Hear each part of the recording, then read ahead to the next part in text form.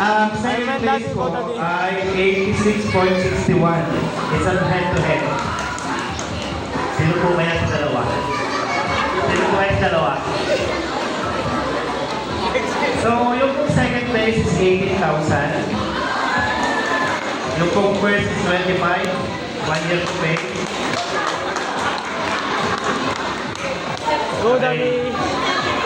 Sino kayo mananalo dito? Ang lalaki o babae? Sino?